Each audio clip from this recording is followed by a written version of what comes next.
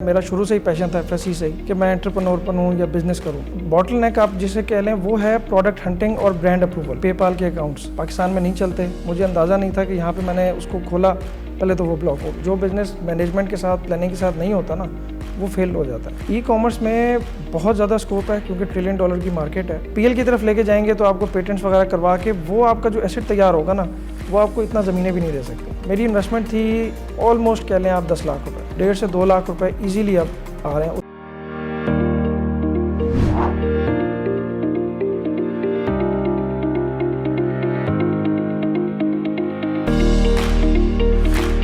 अस्सलाम वालेकुम नाजरीन, शेयरिंग ऑफ प्रोफेशनल विजडम के साथ मैं हूं आपका मेज़बान अली रहमान खालिद। नाजरीन, जैसा कि आप जानते हैं कि हम हमेशा ही ऐसी शख्सियात का कंटेंट, उनका इंटरव्यू आपके साथ शेयर करते हैं जो आपके लिए यूज़फुल हो और कोई लर्निंग पॉइंट्स उसमें से आपको मिलें ताकि आपकी ज़िंदगी में वैल्यू एडिशन हो सके। आज जो मेहमान हमारे साथ मौजूद हैं सैयद मोहम्मद तारिक साहब, इनकी ज़िंदगी का एक बड़ा एक्सपीरियंस है। इन्होंने 5 साल सऊदीया में जॉब की, पाकिस्तान में बिज़नेस किया, लेकिन इन सब चीज़ों को करने के बाद इन्होंने ये नतीजा निकाला, ये निचोड़ निकाला कि जो अर्निंग और जो अपॉर्चुनिटीज़ ई कॉमर्स बिज़नेस में हैं वो कहीं और नहीं है। फिर इन्होंने एनेबलर्स के साथ मुंसलिक होकर किस किस तरह से काम किया और ये आज कैसे अर्निंग कर रहे हैं, ये सब बातें इस इंटरव्यू में हम इनसे जानेंगे। और आपसे भी मैं यही कहूँगा कि अगर आप आने वाले वक्त में तरक्की करना चाहते हैं तो आप अपने ऑनलाइन स्किल्स को, ई कॉमर्स के स्किल्स को और सॉफ्ट स्किल्स को डेवलप करें ताकि आप तरक्की कर सकें। आइए इनसे मिलते हैं और जानते हैं कि ये कैसे कैसे काम कर रहे हैं। अस्सलाम वालेकुम सैयद मोहम्मद तारिक साहब, कैसे हैं आप? ठीक हैं, अल्लाह का शुक्र, अल्हम्दुलिल्लाह। सर मुझे ये बताइएगा कि आपका माशाल्लाह स्टडी बैकग्राउंड भी बड़ा मजबूत है, उसके बाद आपने बिज़नेस भी किया, जॉब भी की, और उसके बाद फिर आप ई कॉमर्स में आए, क्या वजह थी? देखें जी, ये जॉब में तो आपको पता ही है कि पूरे सूरे ही हालात होते हैं, सीधी सी बात। जहाँ तक बिज़नेस का सवाल है, मेरा शुरू से ही पैशन था एफएससी से ही कि मैं एंटरप्रेन्योर बनूं या बिज़नेस करूं। सही। तो वो अल्हम्दुलिल्लाह अल्लाह ताला के फ़ज़ल से, माँ बाप की दुआओं से वो चीज़ मैंने अचीव की। और उसके बाद फिर ये जब 5 साल का मेरा अल्हम्दुलिल्लाह एक्सपीरियंस है, जैसा कि आपने बताया, तो मैंने बिज़नेस को ना पाकिस्तान के बिज़नेसेस में मैंने तकरीबन बहुत रिसर्च की मैंने कि कौन सा बिज़नेस प्रॉफिटेबिलिटी के लिहाज से अच्छा है या हर लिहाज से उसकी मतलब एक साफ़ सुथरा काम जैसे पाकिस्तान में होता है गवर्नमेंट में। मैं नहीं यहाँ पे बताना चाह रहा कि क्या क्या चीज़ें होती हैं, लेकिन यह है कि साफ़ सुथरा काम, साफ़ सुथरा काम, इनकम अच्छी, और एक फ़ॉरेन इनकम जो है ना वो मेरा टारगेट था कि एक फ़ॉरेन इनकम होनी चाहिए। सही।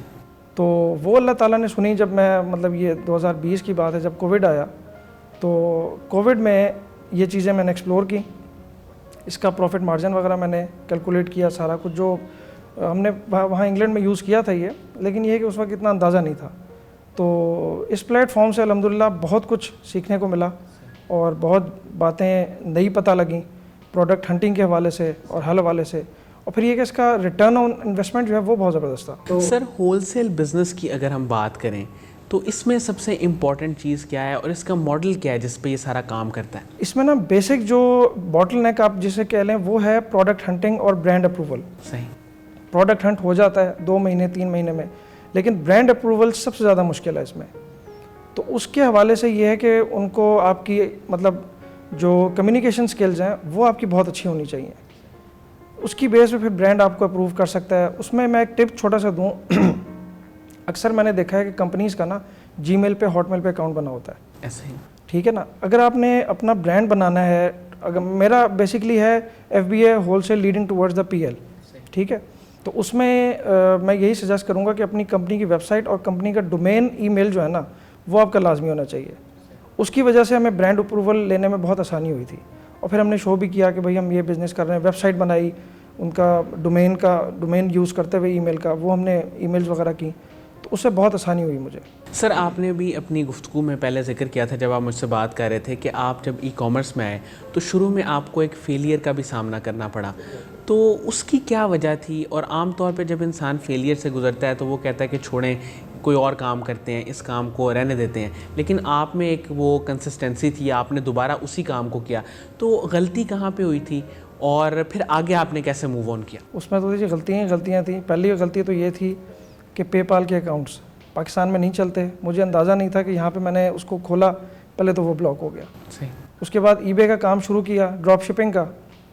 तो ड्रॉप शिपिंग में मुझे मतलब ये है कि ज़्यादा फ़ायदा नज़र नहीं आया, और फेलियर की सबसे बड़ी वजह यही थी कि कोविड की वजह से जो हमने जो प्रोडक्ट हंटिंग सही तरह नहीं की हुई थी हमने, मतलब हमें पता ही नहीं था ना ई कॉमर्स का, कि ई कॉमर्स में का मतलब शुरुआत कहाँ से करनी है, उसका इनिशिएट कहाँ से करना है। सही। तो बस यही मेन वजह थी उसकी फेलियर की। सर, प्रोडक्ट हंटिंग आमतौर पे लोगों को बहुत मुश्किल लगती है, आपने प्रोडक्ट हंटिंग कैसे की और इसके लिए आप क्या टिप्स देंगे लोगों को कि प्रोडक्ट हंटिंग कैसे आसानी से की जा सकती? प्रोडक्ट हंटिंग के लिए एनेबलर्स ने 14 नंबर्स का एक मतलब 14 पॉइंट्स का एक बनाया हुआ है, कैटेगरी बनाई हुई है, स्ट्रिक्टली उसको फॉलो करें। मतलब हम लोग नहीं उसको फॉलो करते, मैं सीधा सा बात बताऊं आपको, लेकिन उसको हमें फॉलो करना चाहिए। मेन मकसद फेलियर्स का यही होता है क्योंकि देखें, जो बिज़नेस मैनेजमेंट के साथ, प्लानिंग के साथ नहीं होता ना, वो फेल हो जाता है। एक चीज़ आपको मतलब स्पून दे रहे हैं, वो आपको स्पून फुल ऑफ गोल्ड दे रहे हैं कि भाई ये करेंगे तो कामयाब होंगे। अब जो सक्सेस होते हैं वो यही चीज़ फॉलो करते हैं, सक्सेस हो जाते हैं। सर, जो लोग ई कॉमर्स में आना चाहते हैं, आप उन्हें क्या कहेंगे कि इस फील्ड में आगे क्या स्कोप है, ऑनलाइन अर्निंग और स्किल सेट को सीखना कितना ज़रूरी है? ई कॉमर्स में बहुत ज़्यादा स्कोप है क्योंकि $1 ट्रिलियन की मार्केट है, और इसमें जो मतलब मैं मेन चीज़ ये कहूँगा, मोटिवेट करूँगा हर बंदे को, इसमें आपका होल सेल लीडिंग टुवर्ड्स अगर PL है ना, तो उसमें आपका एक एसेट तैयार हो जाता है। तो हमने बेसिकली फोकस ये करना होता है कि यार FBA होल सेल से शुरुआत करें एक नॉमिनल अमाउंट से, उसके बाद उसको PL की तरफ लेके जाएं। जब PL की तरफ लेके जाएंगे तो आपको पेटेंट्स वगैरह करवा के वो आपका जो एसेट तैयार होगा ना, वो आपको इतना ज़मीनें भी नहीं दे सकती। कोई बिज़नेस इतना रिटर्न इतने कम अरसे में नहीं दे सकता। अब अगर जैसे मैं अपनी एग्जांपल दूं, मैं ऑन एयर बैठा हुआ बता रहा हूं कि हमारी इन्वेस्टमेंट थी 10 लाख की, उसकी हमने वैल्यूएशन करवाई अकाउंट की, तो इस वक्त वो अकाउंट 6 महीने के अंदर 30 लाख पे पहुंचा हुआ है। अच्छा। मतलब अगर राइट नाउ उसको सेल करें तो 30 लाख रुपए हमें नेट कैश मिल जाता है। जो वैल्यूएशन उसका क्राइटेरिया, उसका भी क्राइटेरिया है कि प्रॉफिट जो है वो आप उसको मल्टीप्लाई करें 20 से या 36 से। ये बहुत ज़बरदस्त चीज़ है। सर, एवरेज मंथली अर्निंग कितनी है आपकी? मेरी तकरीबन 1.5 से 2 लाख के दरमियान। मेरी इन्वेस्टमेंट थी ऑलमोस्ट कह लें आप 10 लाख रुपए, सही। और 1.5 से 2 लाख रुपए इजीली अब आ रहे हैं। उसमें अब पिछले दिन अमेज़ोन ने कोई फीसेस बढ़ाई थी, उसकी वजह से थोड़ा सा प्रॉफिट में मसला हुआ था, नहीं तो अल्हम्दुलिल्लाह इतनी इनकम हो जाती है आराम से। सर, एनेबलर्स का एनवायरनमेंट आपको थ्रू आउट कैसा लगा और इसने आपकी ज़िंदगी में क्या वैल्यू एडिशन की? इसने बिज़नेस करना सिखा दिया, सबसे बड़ी बात। एनवायरनमेंट बहुत फ्रेंडली है, बहुत हेल्पफुल एनवायरनमेंट है, और मैं तो हर बच्चे को, हर यूथ को यही कहूँगा, जैसे एक होता है ना कि एज का फैक्टर होता है, अब हमारी 40s के करीब हम पहुँचने वाले हैं, उसके करीब मतलब 30 से 40s के दरमियान आपको इन्वेस्टमेंट प्लस सीखना सेट, मतलब स्किल सेट सीखना चाहिए। अगर आप 20 के हैं, 20 से 30 के दरमियान है या उससे पहले, वो फिर आपको सर्विसेज देनी चाहिए, मतलब जैसे वर्चुअल असिस्टेंट हो गई, इस मतलब यहाँ से शुरू करें, उसके बाद अपना एसेट तैयार करें, कमाएं, फिर आहिस्ता आहिस्ता FBA होलसेल, फिर आहिस्ता आहिस्ता अल्टीमेटली गोल जो है ना वो PL का होना चाहिए। सर, आम तौर पे जो लोग ई कॉमर्स में आते हैं उनके माइंड में एक कॉन्सेप्ट ये होता है कि हम जाएंगे और जाते साथ ही अर्निंग स्टार्ट हो जाएगी। इस कॉन्सेप्ट के बारे में आप क्या कहेंगे, और आपको कितना टाइम लगा जब आपने एक फेलियर को भी फेस किया, उसके बाद दोबारा जो है वो कम बैक में कितना टाइम लगा? मुझे तकरीबन 8 महीने लगे उसको कम बैक करने में, और 8 महीने के बाद नवंबर 2021 में हमने अपना पहला प्रोडक्ट लॉन्च किया था। अच्छा। 2020 में हमें लॉस हुआ था, मैंने उसी के दरमियान में क्लासेस वगैरह ली, और उसी के दरमियान में मैंने प्रोसेस भी शुरू कर दिया था कंपनी फॉर्मेशन का और इन चीज़ों का ना। सर, किस प्रोडक्ट कैटेगरी में आपने काम किया था? होम एंड डेकोरेशन, मतलब होम किचन यूज़ या होम यूज़ आप कह सकते हैं। ठीक हो गया, ठीक हो। सर, साकिब अज़हर साहब का एक विज़न है, वो लोगों को एनेबल करना चाहते हैं और वो उनको फैसिलिटेट करने के लिए जिस हद तक भी मुमकिन कोशिश होती है वो करते हैं। उनके विज़न को, उनकी थिंकिंग को, और उनका जो एक प्रोजेक्ट है एनेबलर्स के नाम से इतना बड़ा ऑनलाइन अर्निंग का, स्किल सेट सिखाने का, इसको आप कैसे देखते हैं? देखें जी, कुछ लोग होते हैं कि जो सोचते रह जाते हैं, मेरे जैसे। 2012 में 11 में मैं इंग्लैंड में था, मैं ये सोचता था कि यार पाकिस्तान को किस तरह एनेबल किया जाए। साकिब अज़हर साहब ने कर दिया, और जिसे कहते हैं ना कि उल्टी गंगा में नहाना, मतलब उल्टी गंगा में तैरना, इन्होंने वो काम किया है। मतलब इन्होंने पाकिस्तान को एक ऐसी चीज़ दे दी है कि जो आइंदा नस्लें भी इनको दुआएं देंगी, मुझ समेत। सर, फ्यूचर गोल्स आपके क्या हैं? Wholesale leading to private label, इस कॉन्सेप्ट को थोड़ा सा समझा दें और फ्यूचर में आपके क्या प्लान्स हैं? फ्यूचर में मेरे माइक्रो एजेंसीज़, सबसे बड़ा मेरा प्लान ये है कि लोगों के साथ इन्वेस्टमेंट्स की जाएं, क्योंकि मुझे थोड़ा सा ये है कि मेरे इंग्लैंड में bank accounts, real bank accounts हैं। ठीक है। तो मैं उसको मतलब यूज़ करते हुए मैं हर बंदे को ये कहूँगा कि किसी के अगर इंग्लैंड में कोई जानने वाला है, कुछ मतलब कोई रिश्तेदार वगैरह, तो उनसे आप इतनी फेवर ज़रूर लें कि बैंक अकाउंट्स वगैरह अगर यूटिलाइज़ हो जाएं। वैसे तो बहुत मुश्किल है, लेकिन ये है कि ये चीज़ इम्पॉसिबल तो नहीं है। साकिब अज़हर साहब ने ये चीज़ पॉसिबल करके दिखा दी, तो कोई चीज़ इम्पॉसिबल नहीं है। बस थोड़ी सी आपको विजन चाहिए, सपोर्ट चाहिए और दुआएं चाहिए। सर मुझे ये बताइए कि ई कॉमर्स की अगर हम बात करें, इसमें टीम बिल्डिंग और लोगों को साथ लेके चलना ये कितना इम्पोर्टेंट है और इससे क्या क्या बेनिफिट उठाए जा सकते हैं? इसमें सबसे पहले तो है जी ऑनेस्टी। अगर टीम के साथ आप ऑनेस्ट हैं, यानी मैं इन्वेस्टर्स को कह रहा हूँ, अगर टीम के साथ इन्वेस्टर्स ऑनेस्ट हैं तो टीम इसमें इतनी ज़बरदस्त बन सकती है कि मतलब हमने जैसे फ़र्ज़ करें, मैं आपको छोटा सा एग्जांपल दूं कि मेरा बिज़नेस करने का तरीका ये है कि मैं हर किसी से पहले स्टाम्प करवाता हूँ, लिखत पढ़त जिसे कहते हैं, वो करवा के उसको रख देता हूँ साइड पे। सही। फिर मैं आता हूँ बिज़नेस के ऊपर कि अब बिज़नेस के ऊपर तवज्जो दें, अब छोड़ दें उसको कि पैसे मिलने या नहीं मिलने, कोई भाग ना जाए, खुदा ना खस्ता। ये क्योंकि हम पाकिस्तानियों के साथ बहुत बुरे हालात भी हुए हैं, लोगों ने बहुत हमें नुकसान भी पहुँचाया है।